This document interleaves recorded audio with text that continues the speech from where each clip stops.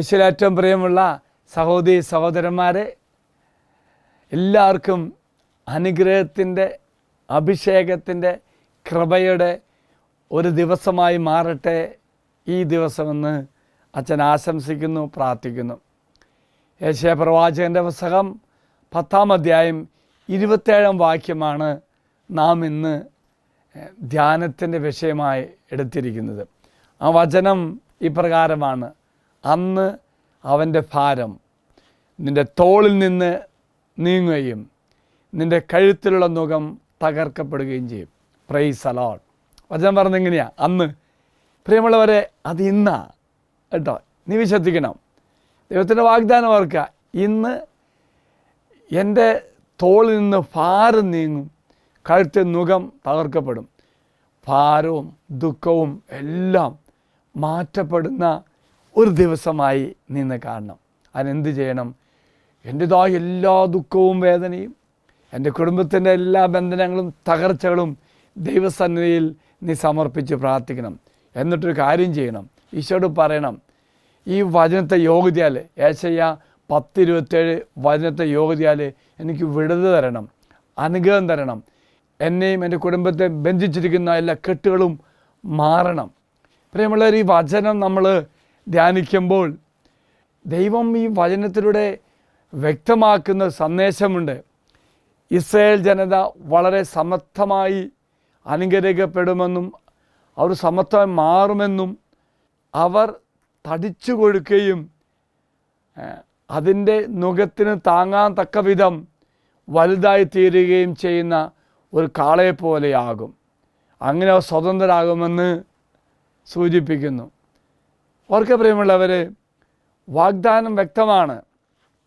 Israel അവർ ചെയ്ത പാപത്തിൻ്റെ ഫലമായിട്ട് അസീറിയൻ അടിമത്തത്തിലേക്ക് അവർ പോയി. എങ്കിൽ കർത്താവ് പറയുന്നുണ്ട്, ദൈവം ഈ അസീറിയക്കാർക്ക് നാശം വരുത്തിക്കൊണ്ട് ദൈവജനത്തെ മോചിപ്പിക്കുന്നു പറയുന്നു. Price the Lord.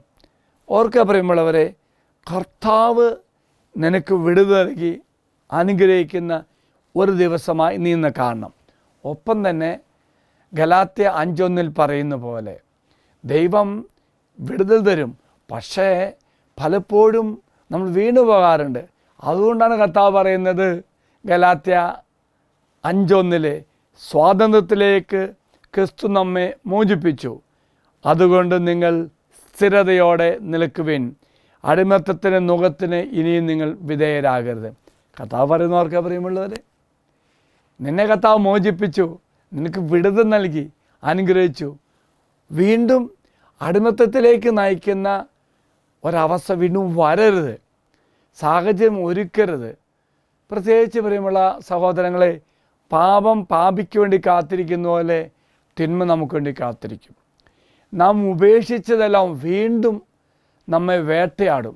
നമ്മെ കീഴടക്കുവാൻ ഒരിക്കലും നമ്മൾ അവസരം കൊടുക്കരുത്. സാഹചര്യം ഒഴിവാക്കണം. പ്രലോഭനങ്ങൾക്ക് ഉണ്ടാകും.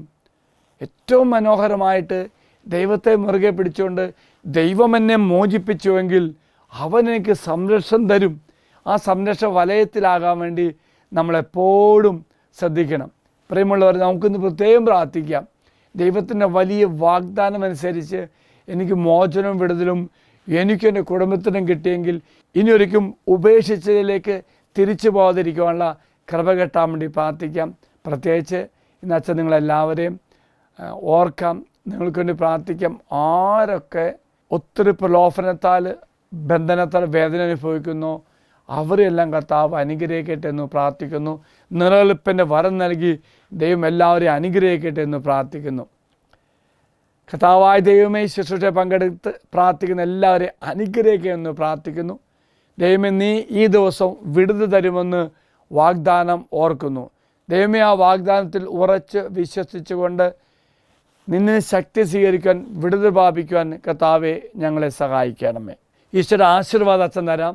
നമ്മുടെ കർത്താവായ ഈശോ മിശിഹായുടെ കൃപയും പിതാവായ ദൈവത്തിൻ്റെ സ്നേഹവും പരിശുദ്ധാത്മാവിൻ്റെ സഹവാസവും നാം എല്ലാവരോടും കൂടെ ഉണ്ടായിരിക്കട്ടെ, ഇപ്പോഴും എപ്പോഴും എന്നേക്കും. ആമേൻ. Praise the Lord.